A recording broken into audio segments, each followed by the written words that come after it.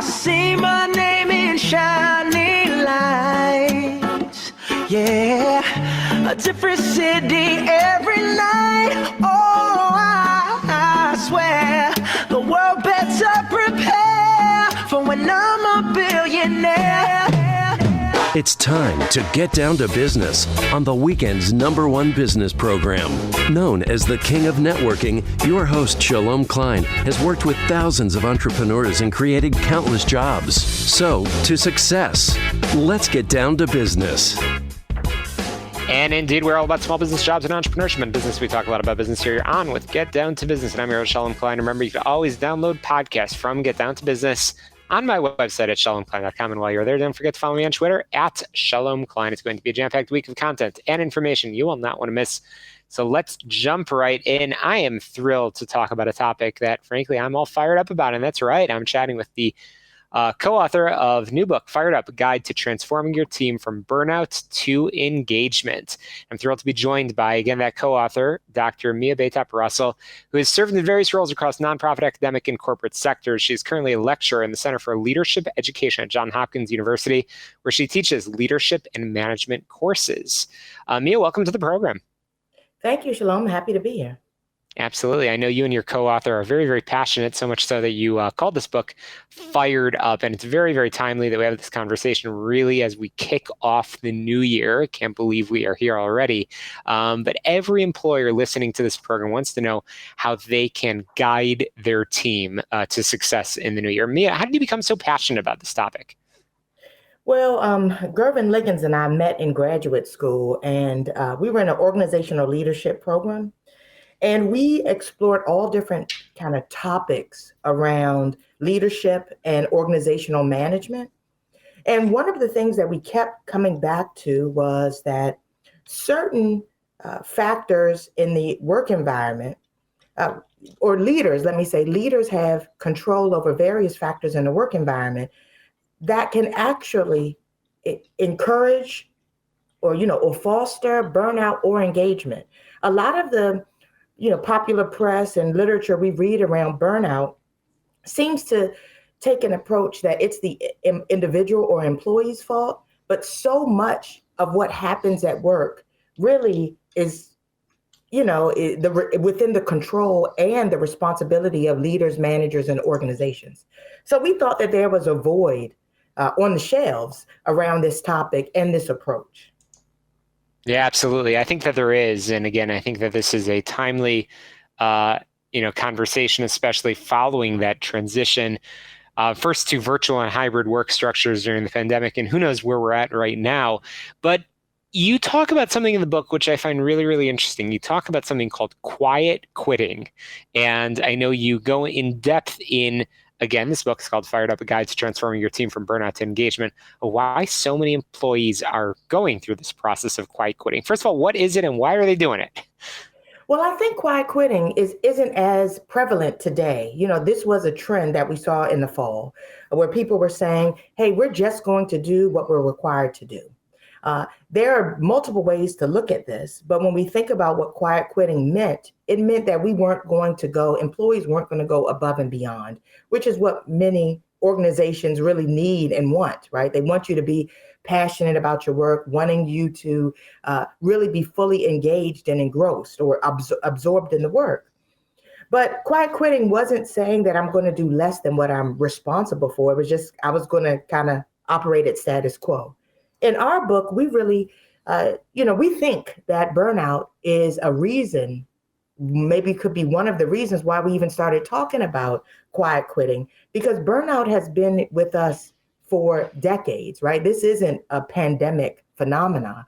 We know that looking at almost every industry, in every country around the world, right? This is a global issue that is causing health issues, that is causing increased turnover. There are tremendous costs. In fact, there are estimated costs around burnout are $300 billion globally per year.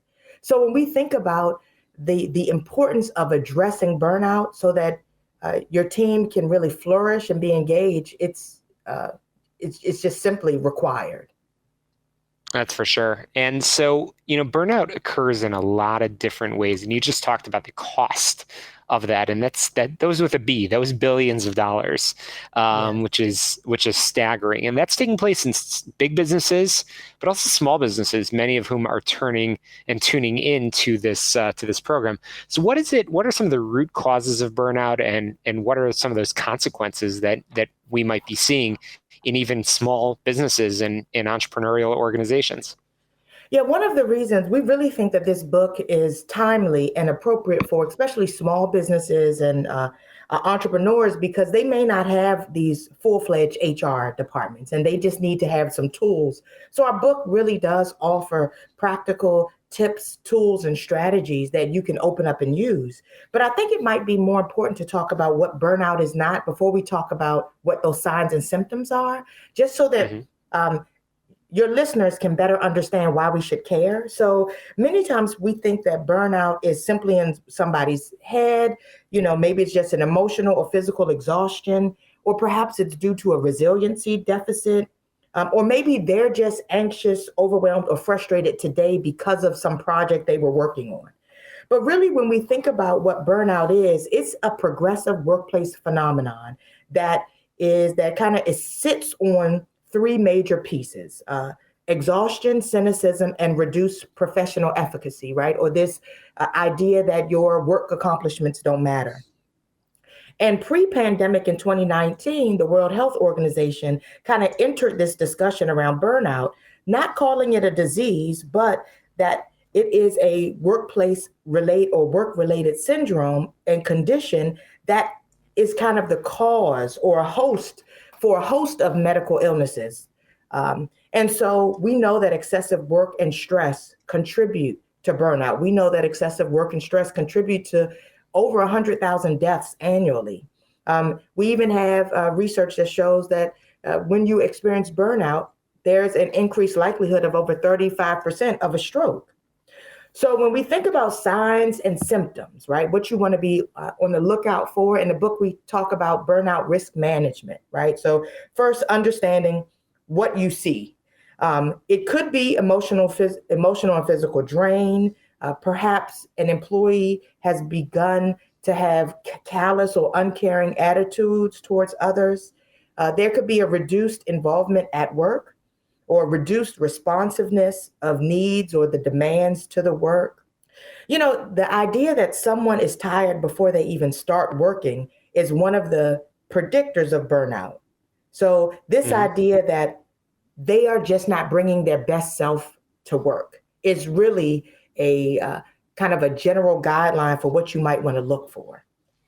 Sure. And again, I'm chatting with the co-author of Fired Up, A Guide to Transforming Your Team from Burnout to Engagement. Indeed, I'm chatting with Dr. Mia Baytop Russell. It really is a fascinating, not really book, but more of a guide. And I love the way you just answered that question of not what burnout is, but also what it is not. And that's important because obviously this guide guides you through transforming your team from burnout to engagement.